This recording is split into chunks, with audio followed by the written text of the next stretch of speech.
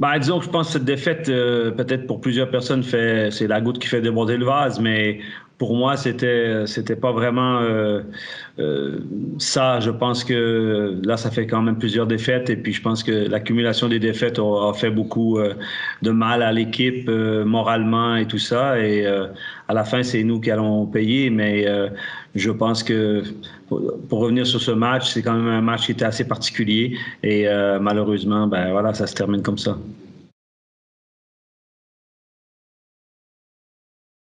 Ben, moi, je crois pas. Moi, les histoires de cadeaux empoisonnés, tout ça, je pense pas. Je pense qu'il faut gérer la situation le mieux possible.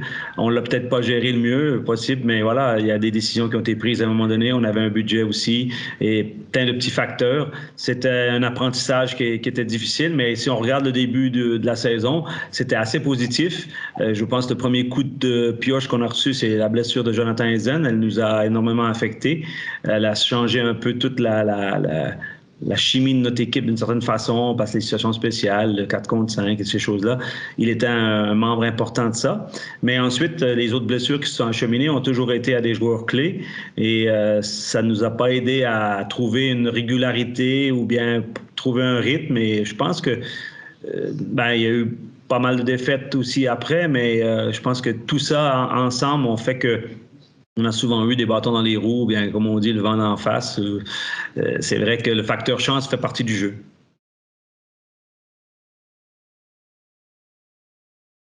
Ben, c'est ce que plusieurs personnes prétendent, mais je pense que à quelque part, c'est des joueurs professionnels. On est tous des professionnels. On a un boulot à faire. On doit se présenter chaque soir. J'ai essayé moi de constamment de remettre l'équipe en question, de me remettre en question pour et chaque soir, même le soir du match à Zoug, j'allais là-bas pour le gagner. J'espérais que le plan de match était juste et puis paquet de petites, mais je savais qu'il y avait peut-être des matchs plus difficiles que d'autres à gagner. Mais si on regarde quelques jours en arrière la performance de mon équipe à Lausanne qui ont crève au poteau, mais j'avais pas l'impression que l'équipe jouait contre moi, toi, je veux dire, ou ne comprenait pas mon message ou quoi que ce soit. Après, c'est clair que quand les défaites s'accumulent, les excuses, on doit en trouver. Et puis, ça faisait partie Mais je pense que chaque joueur, quand il doit se remettre aussi en question, si moi je le faisais, je pense qu'eux le faisaient aussi.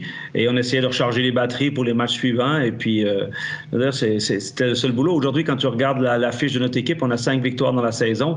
Je pense que ce serait pas nécessairement le temps de parler contre quelqu'un. C'est plutôt le temps de monter ses manches puis travailler. Et puis, malheureusement, on a perdu peut-être ce plaisir-là avec les défaites qui se sont enchaînées.